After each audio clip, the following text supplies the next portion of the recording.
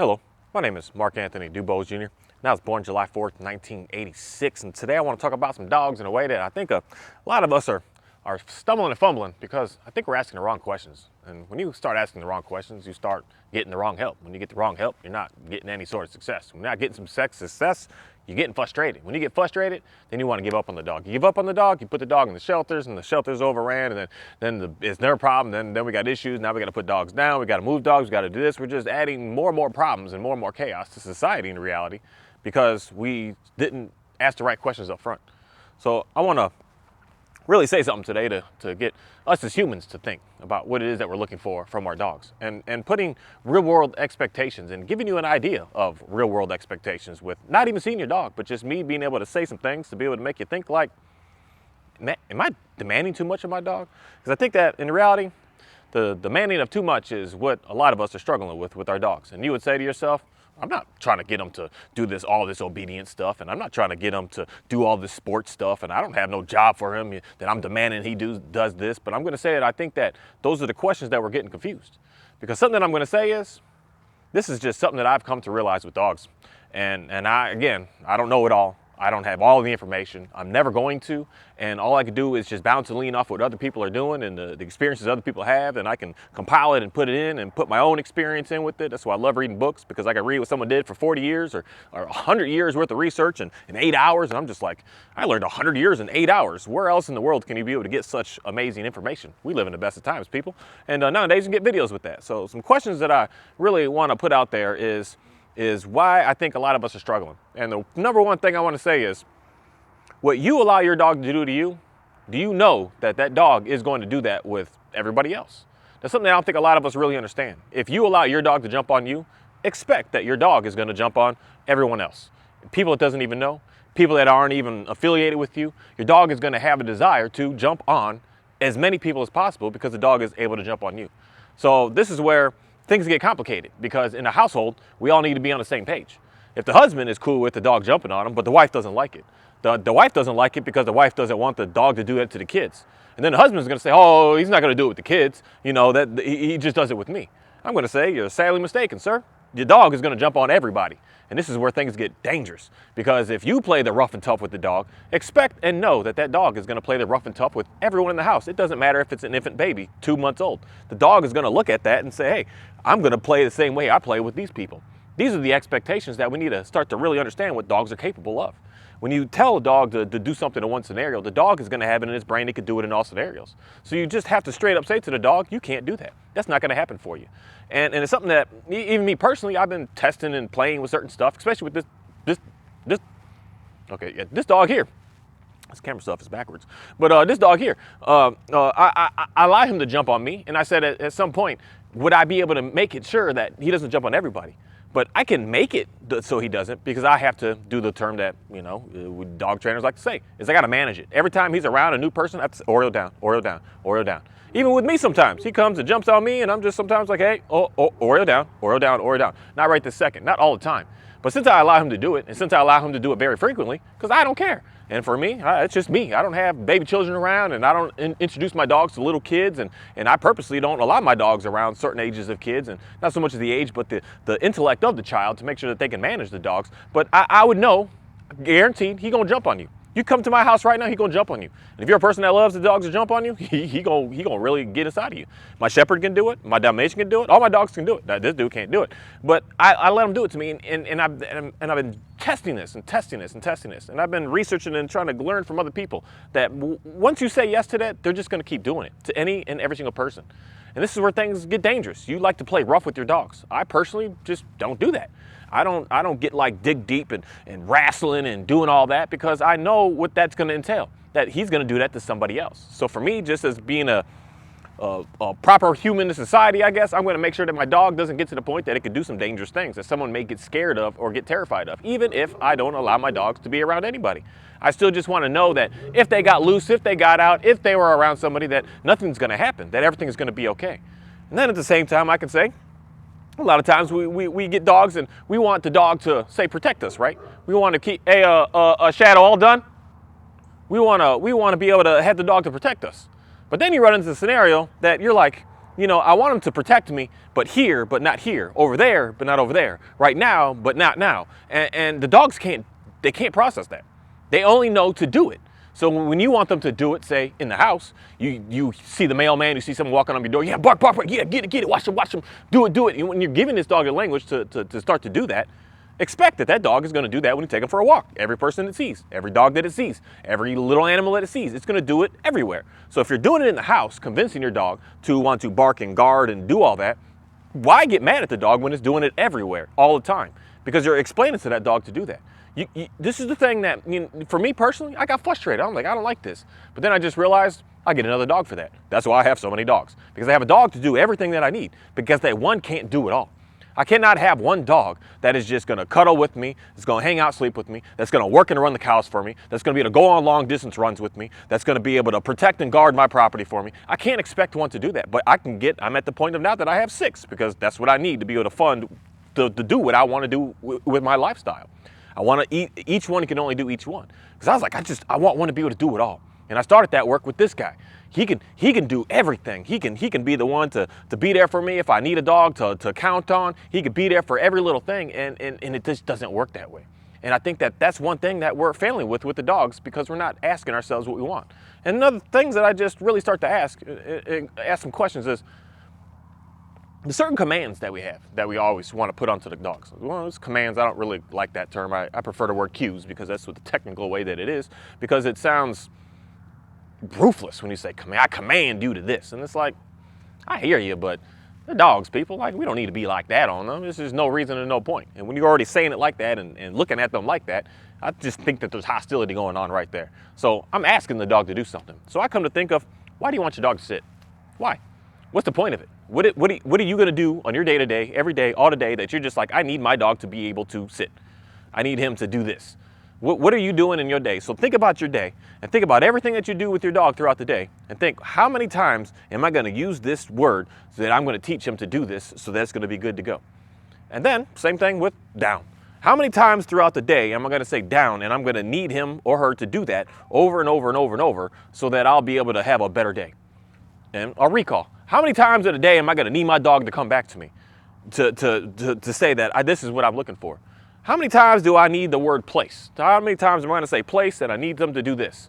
And I think that this is where we're having a disconnect because we're putting expectations on dogs and we're not following through with those expectations, and not following through with those expectations is what's causing a whole lot of confusion. Because for me personally, again, I don't know a person that says sit to the dog more than once a day and or just trying to show off with the dog in a way of saying my dog knows how to sit. So if it's not something that you're going to constantly keep on doing, just know that your dog's not going to do it that well. I used to do all those tricks and all that stuff with this guy here, and he would be the best sit, best down, best place, best set. Then I stopped working on it because I realized that's not what I do in my day-to-day. What I do in my day-to-day is I need you to down right now because you're just getting a little too wild. So I work on that. I work on this down. I say down to this dog probably at least a dozen times a day. That's a nice jet right there. But at least a dozen times a day. So of course he's gonna say, do it really, really good. And that's something that I think that we should focus more of our time and energy on, the things that we're actually using in our lives. So for me, it's down. For me, it's, I don't know what term to use other than get out of here is the term that I use. Because if he's in the kitchen and I'm trying to do what I do, sometimes you're just in a hustle. I want to get some stuff done. And the dog is just in the, I don't know why, but every time you got to get stuff done, the dog is just in the way. It's just like, it's all in the mix. It's our energy of like rushing and doing, and the dogs just get like, I want to be involved in this. So it really just jams them up. So, and they're always in your way when you're really just trying to get stuff done. So for me, it's get out of here. So I say, get out of here and stay out of here. Those are my terms of making sure that I can get a dog from one room to another room. From the van, get them out of the van. From out of the van, to get them into the van. And just terms like that. And I use this very, very often. So of course, he's gonna be very good. I can point and say, hey, get out of here. And I started that with going into the crate, going in the crate. And then I transferred that to go onto the place bed, go onto the place bed. And then I transferred to that, go. And then I just said, get out of here. And he understands this motion is to get the heck out of here because I need some space, I need some time. And that's something that works for me. That doesn't work for everybody. But that's something that I need and I desire because that's what my lifestyle is looking for my dog. And I think a lot of us are struggling because we're trying to adapt someone else's lifestyle instead of doing what your lifestyle is and studying your dog and studying what you do throughout the day and studying what you're desiring all the time. You know, some people, I say, everybody wants their dog to come back to them, but some people don't actually need that.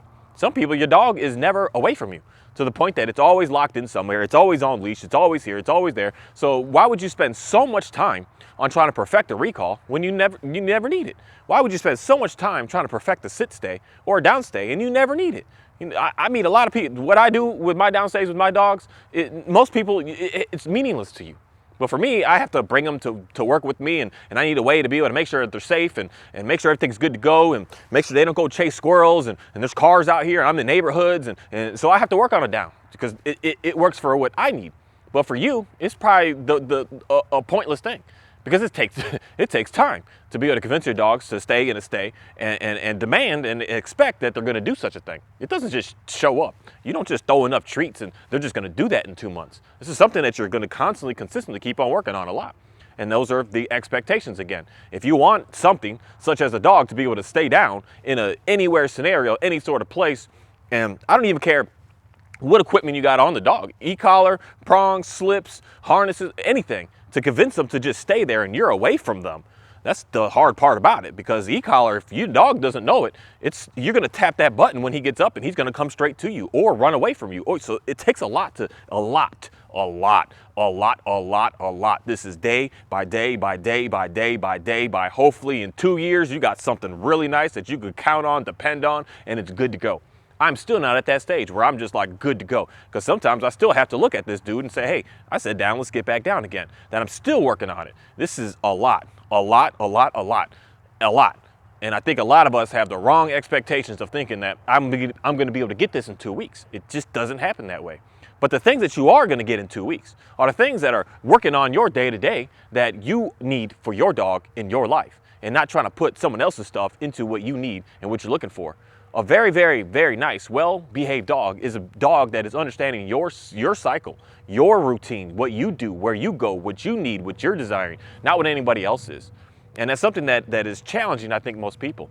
And then again, you're looking for a dog that, if you're like, I get this. I don't quite understand it, but I get it.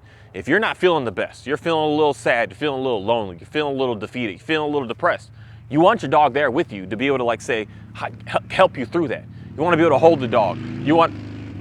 That's a random motorcycle, but you want to be able to hang out with your dog. You want to be able to chill with your dog. You want to be able to hold your dog and pet your dog and be able to just be there with your dog and to be able to help you get through that. You know, your dog's going to do really, really well with that. But then when you run into that scenario where you're super excited and you're ready to go, you're ready to party, you're ready to make things happen, your dog's going to be very, very confused. The dog, it's just from what I've seen, I don't know it all, but it can only handle one way. It's not the best at both. It's not. It could do all right in both. It's going to be mediocre in both. But when you're in that state of I need, you're not looking for mediocre. You're looking for like the best of the best. You're looking for the dog to stand there and be calm and be just super relaxed and super chill, so that you could be able to get that energy from them. You're not looking for them to be jumping and moving and going and making it happen. You're looking for that super, super calm. So when your dog is really good at that, don't think that you're going to be able to, let's go to the lake now and go run 10 miles because I'm excited, I'm ready to go, I'm ready to meet people, I'm ready to do stuff. Your dog's going to be very, very confused. It's only going to be able to handle one side of it. It's not going to be able to do both. And if it's, I'm telling you, doing both, it's not doing both all that great. It's just, it's half, I can't use that word. It's just, it's mediocre. It's not really good at it. It's like me expecting this dog here to go chase the cows, and then I'm telling him to lay on the couch with me and hang out and spend the time, and I'm sad and I'm depressed and be with me, and expect him to be able to have the same energy to go get the cows. It just doesn't work that way. You get one or you get the other. And that's just what dogs are all about. And the same way with if you're a person that doesn't really like to meet a lot of people and meet a lot and hang out and go out a lot, and you don't really do that, don't expect that your dog is going to want to be able to do that same thing. And don't expect your dog to be able to want to meet people when you're telling them to push people away. That's going to be a very, very huge conflict of interest, that the dog is going to be in a mass level of confusion. And that's the main thing that I just constantly keep on seeing over and over with all of these dogs. They're in such a high level of confusion that they do not know what to do. You're telling them, I want you to bark and guard. And then you're telling them, I don't want you to bark and guard. And the dog's like, I don't know where to go. So I'm going to go with the part that makes you seem the happiest, which is the time that you're in the household. When you're in the household, you want them to bark and guard, and it makes you happy. So the dog, when it's doing it outside, it's like, well, I'm just going to continue that because I don't care if you tell me no. I don't care if you're yelling at me. You're just confused is what the dog is going to say to us. You're confused. I know what you want. This is what you want. So stop thinking that you're going to be able to have both best of both worlds. You have to create one, stay on one path, and make that one path really, really good for the dog. And that's all that the dogs are capable of doing. They don't know how to process all of the differences here. Because even in the sport world, this is what I studied the most of, especially with this protection stuff. In the sport world, the dogs are on extreme edge for, say, there's a certain dog that is certain bred, that is certain trained, that is certain made to be able to understand when to activate and when to be chill. Because most of these, say, protection dogs, and especially in the sports stuff, they're locked up dogs. They're not just hanging out. They're not just chilling, because otherwise they wouldn't be good at what it is that they do, such as the protection work. So you're getting one side here. You're getting a dog that knows how to go and attack and do its job and take down the bad guy. But yet at home, you got to like crate this dog because this dog is kind of crazy. So that kind of like defeats the entire purpose here of having the protection animal when it's crated behind something that it can't break out of to actually get the intruder that's out to get to them. So that's some things that we really should think about. That if you're looking for it to be really, really good at one thing, you got to sacrifice in another area. It's not just going to do all of it for you. Dogs are just not capable, maybe one day, but I doubt that. They're not capable of that. They don't know how to freely think it all through. And that's where we run into the scenario where things get kind of dangerous, because you're wanting the dog to protect and guard and do all this stuff. And then when it actually does it, then you get scared and nervous and worried because it did something disastrous. Because the dogs just don't understand. They don't get it. And that's something that I've just really started to play a lot with say, my own dogs, especially with this dog here. He's not good at chasing animals. He's not good at moving them.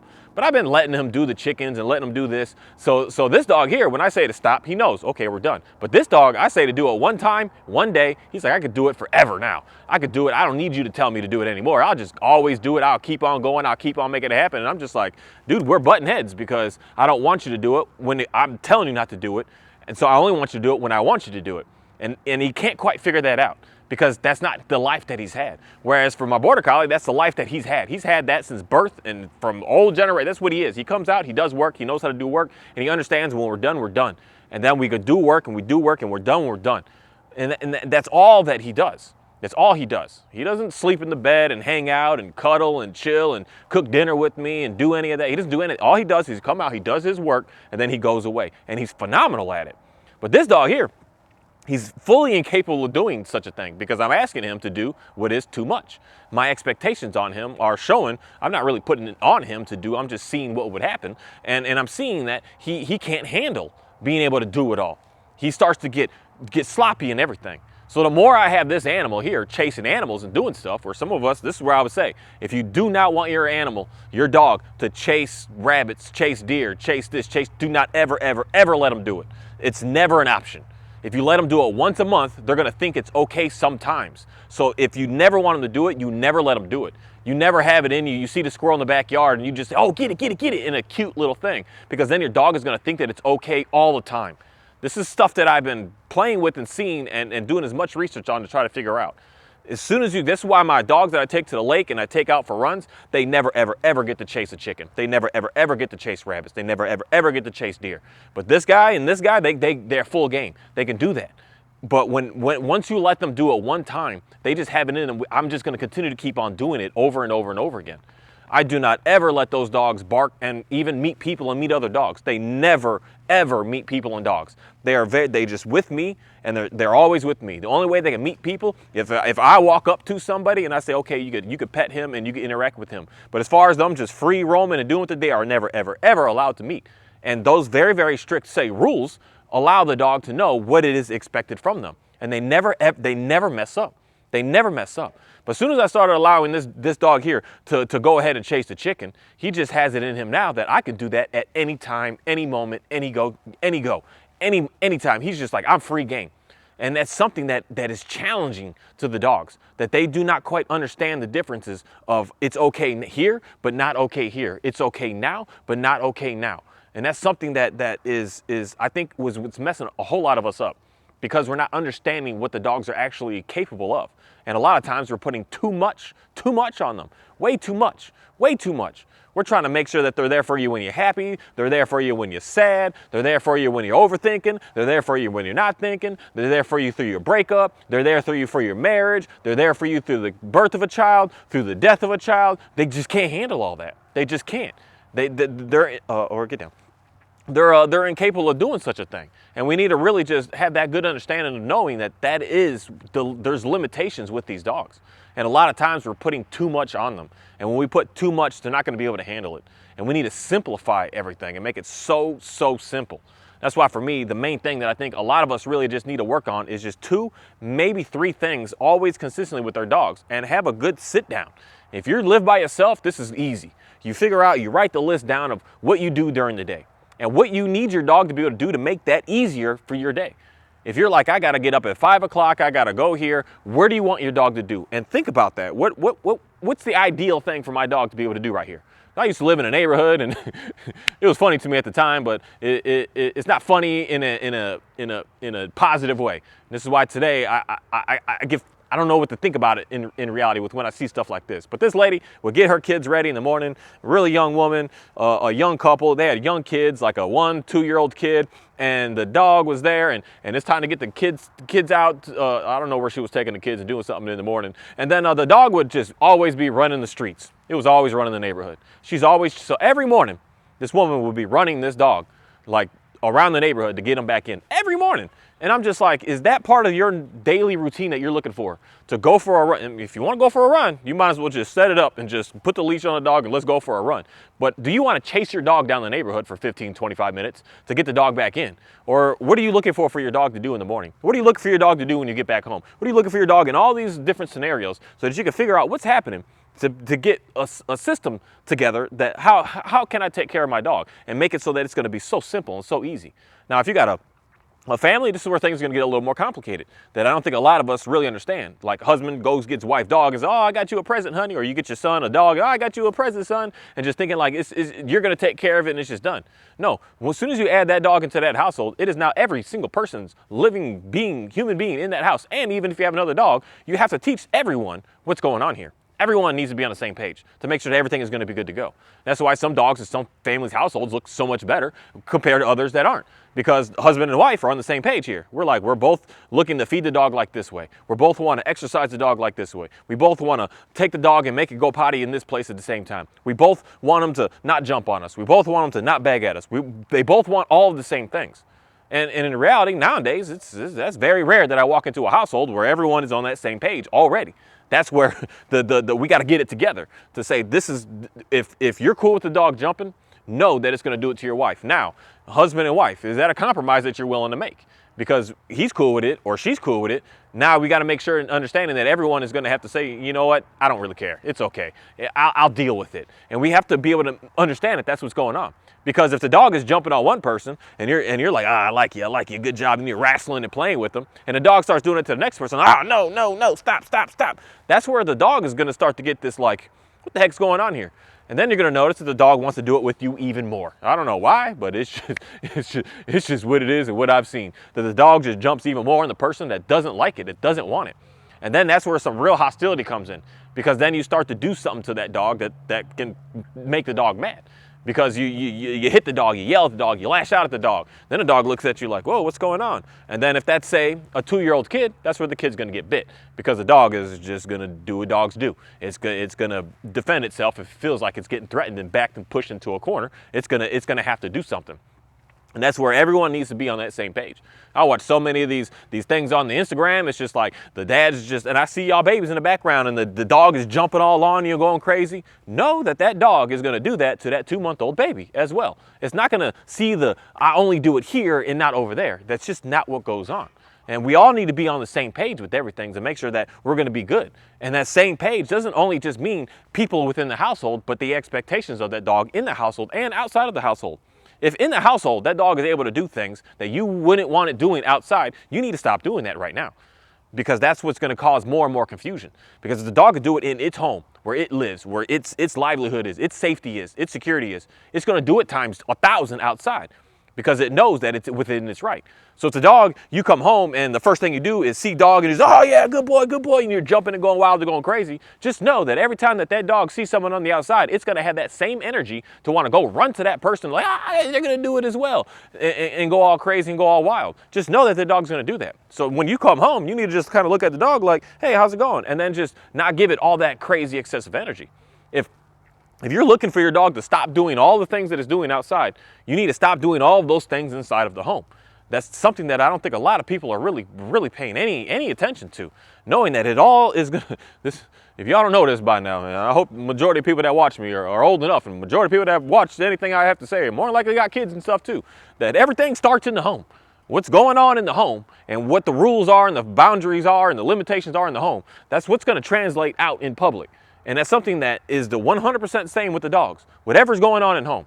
If you allow your dog to bark at you and go crazy, you allow your dog to bark out the window and go crazy and pacing and doing this, know that the dog is going to do that outside and to anything and anybody, because the dog has zero respect. This is the difference between dogs and humans. The dog has zero respect for people out there. It doesn't care. It cares about you.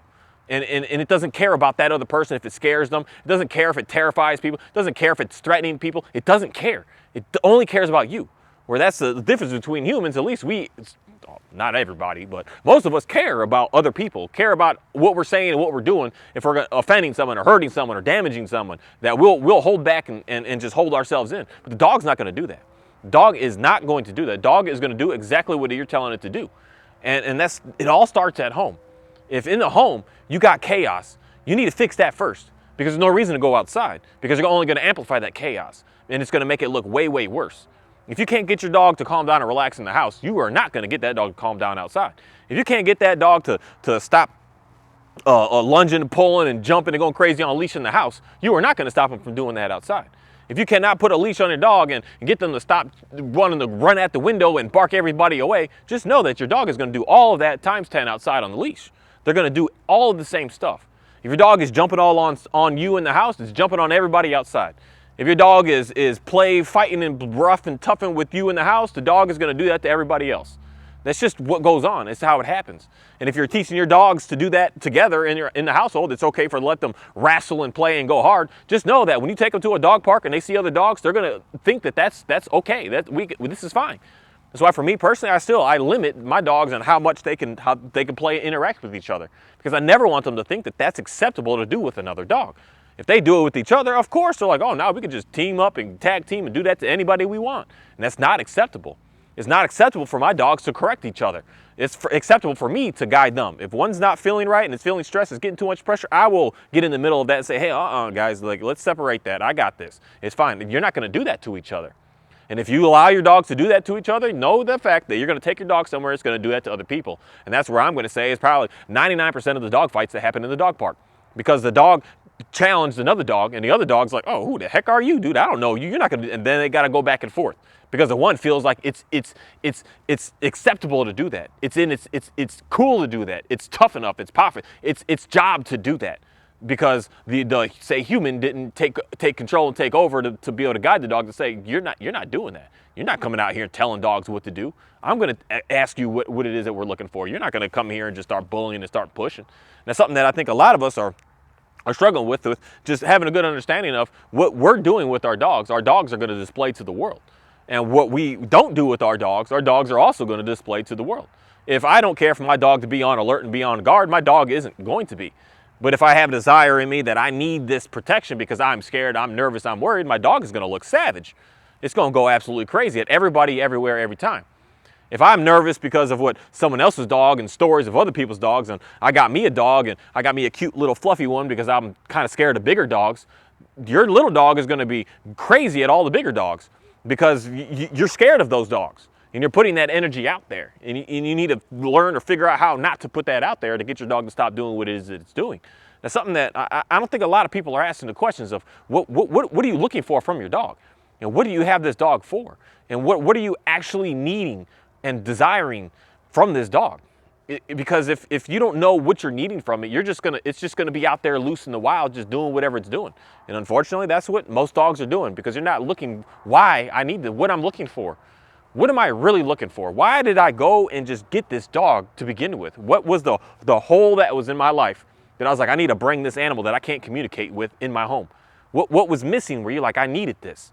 So for me, I was like, I just don't want to go for walks out and I got reasons for each of my dogs. But this dog here, I couldn't move cows, I couldn't move goats, so I needed something to do that with, so yeah, I got him. That was all that I got him for. And since that's all I got him for, he does it so great, so beautifully, and we never have issues with it. He just does his job and he gets it done, and it's just an absolutely amazing thing. And then for me, I like walking and being outside, so I was like, I want a dog to be able to do that with. So I got a dog specific just for that. Could I get him to do that as well? No, because he's good at that one thing that he's really, really good at. He's really, really good at moving animals. He needs to stay focused on that. Because the more I have him hang out with me and go to appointments, I let him come to some of my appointments. He just hangs out in the van and just chills. The more I do that with him, the less he has to be able to do the work out here that he needs to do. So I got another dog to let's go for walks. And that dog is great for walks, good to hang out with, good when I got, say, good vibe energies, which is, I guess, what I usually am at. I'm not usually in that I'm sad and I don't know what to do, and I don't know what to, that's why I go for walks, so I don't ever have to run into that, yeah, you know what I'm talking about. So I never have to run into that. And he's really good at that. And he's really good at, let's have fun, let's go for a run, let's play, let's do some stuff and make stuff happen. And for him, he knows we're not chasing anything. We're not running after anything. We're not really meeting many people. We're not interacting with anybody. We're just on a mission out here to do what it is that we need to do. And he does an amazing job. When people see this dog, it's like, wow, this is incredible. He's so chill. He's so like just in tune with you or in tune with what he's doing, and he's not focused on anybody, any dogs, any squirrels, any deer, anything. This is a German Shepherd. He's got excessive prey drive. But he knows what the rules are and what the job that I'm looking for him to do. So there's no conflict of interest going on here. And it's the same with every single one of these dogs that I have. That's why I have multiple dogs, because I've realized the limitations of what they're capable of doing. One that is really good at ignoring and doing, he can run so far, but I was like, I need a dog that can run a little bit further because I do a little bit more. One that's able to be able to sit and protect and hang out with the chicks. If I cuddle with him and play with him, he's not going to care about his animals. I've lost a dog like this because she bonded to me too close. She was supposed to bond to the goats, but she came to me. And everywhere I went, she wanted to be with me. She didn't go with the goats. So she couldn't do both jobs. They can only do one, and they have to stick with one and stay with one, and they do really, really good with the one. It's something that everyone really needs to just kind of think a little bit about. Don't just take my word as this is just what it is. Look it up, research, learn more about dogs, learn more about even us as human beings and our behaviors, and learn about what our limitations are as people, that we can't do it all. We could do really, really good at something, but we cannot do everything. And when you start to focus on that one thing that you're really, really good at, it's just going to be so easy for you in life, as opposed to trying to jump all around and go all places and do all this and do all that. If you stick at something and you do it. Me is animals. I can just work these guys, play with these guys, chickens, dogs, cows. It's simple. I'm staying in my lane. This is what I work with. This is what I'm going to talk about. This is what I'm consumed majority of all of my life around, because it's easy to me and I'm good at it and it's fun to me and it's interesting because I could get to be as absolute creative as I possibly want to be. And I'm going to stay in that lane. I'm not going to jump over to the lane and tell you how to lose weight. When I say I can know such thing, I know certain techniques, I know certain eating patterns, I know stuff, but that's not what I focus. I focus animals. I'm going to talk dogs to you all day long, because that's something that is so super simple to me.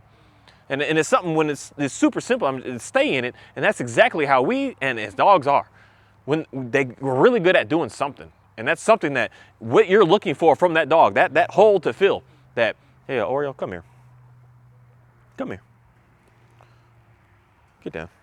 That hole to fill, why you got that dog in the first place. That's the thing that you should be working on the most with your dog with, instead of thinking about all this other stuff that you see out here. And that's what I think is complicated about dog training and dog training videos and dog stuff and dog information. They're trying to tell you like you need this and you need this and you need this, as opposed to what do you want and desire from your dog. Why did you get that dog? You got it to fill something inside of you, not just to stress yourself out. And if that's what's going on in your house, that's got to be so aggravating, because then you got the dog thinking to fill something that's just stressing you out. And more than likely, I'm telling you, your dog is stressing you out because you're trying to listen to what someone else is trying to get you to do with your dog and trying to tell you what your dog needs, as opposed to what you are looking for from your dog. That's why every single human being is a dog trainer, that you don't need a dog trainer in reality to get what you need.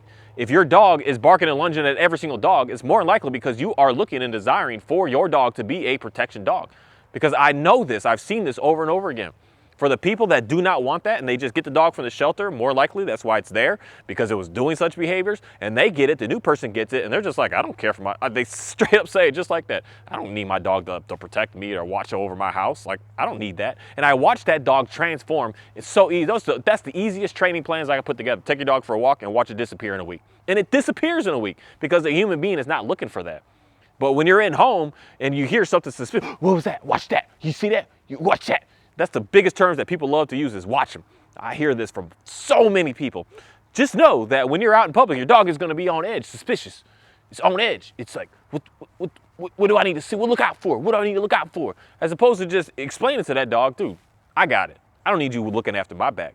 And then stop getting frustrated at your dog when it's you yourself that is saying to that dog to be in protection mode. And it is in protection mode, looking absolutely crazy outside when it's doing what it's doing. It's only doing what you're telling it to do.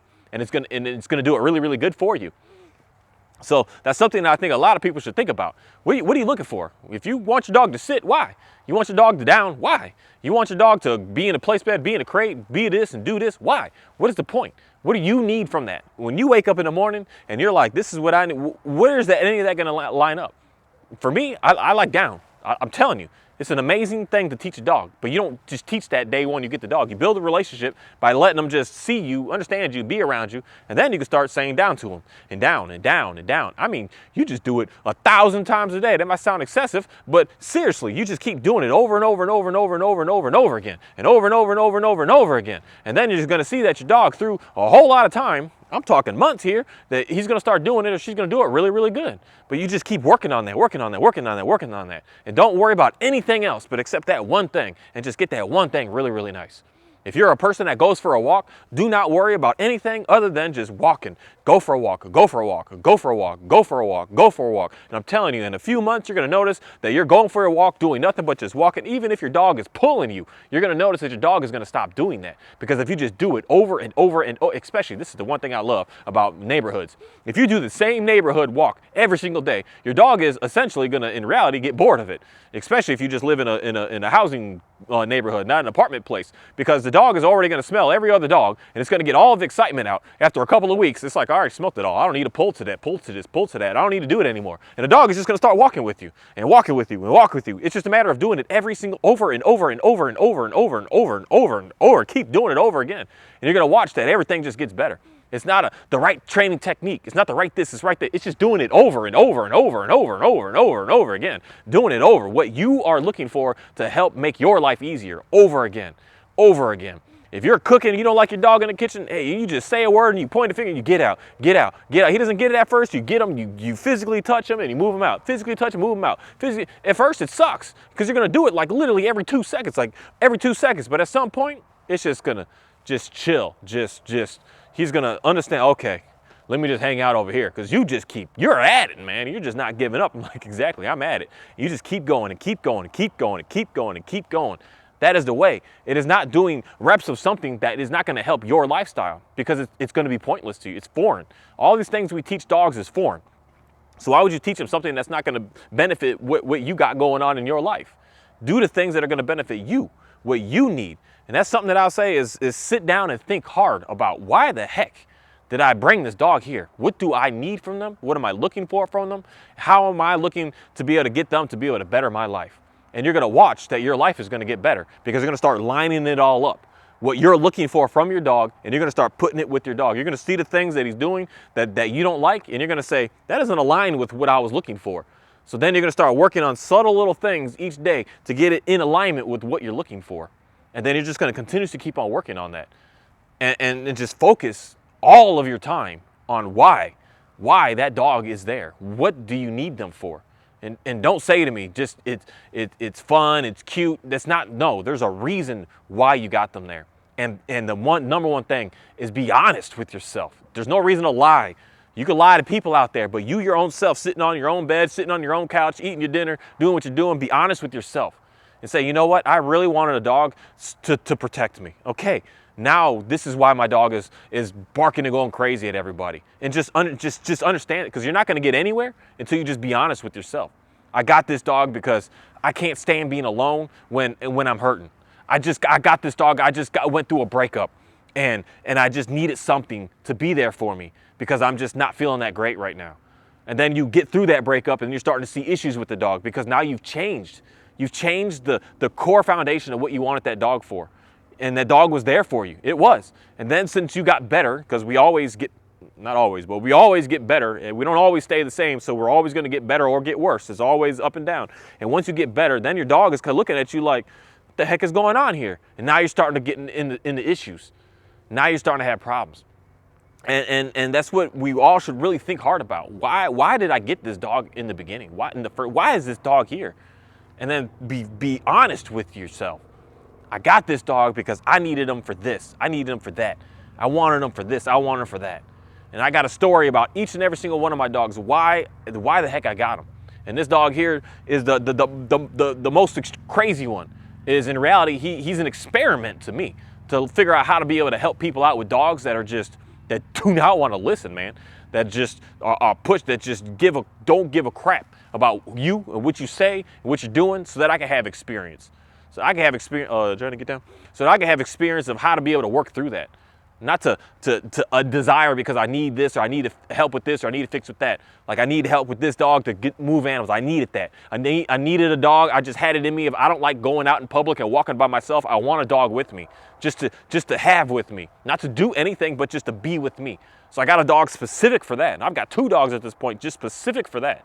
Just because I myself, and just saying I don't want to go walk by myself. I want something. I want it. And it is just what it is. I don't care what anybody's got to, oh, you're not strong enough, you're not man enough, you're not this. I don't care. And I'm just honest and just saying that is just why I have a specific dog in my life. Because I don't want to go in public by myself. I want something with me. It just makes me feel better, man. It just makes me feel much better. And I really, really like that. And every single thing out here with every one of my dogs I have, and I know why that they're there. And I'm working on getting that dog to do what it is that I'm looking for. And that's why for me, I just constantly have seen an extreme amount of success that I wish that everyone was able to have. And I'm always trying to figure out what the heck am I doing? And I'm doing with my dog what I want to do with my dog, not what someone else is telling me that I should do with my dog. Because I did all that with this dog in dog training school. You needed this, and we were butting heads, man. We're fighting, we're struggling, we were always battling because I was doing what someone else was telling me what my dog should be and should look like, as opposed to what I want my dog to be and what my dog to look like. Again, my dogs jump on me. My dogs can do chase things that people are just like, I don't know about that. My dogs can go into situations that people are like, I don't know about that. But I want that. I like that.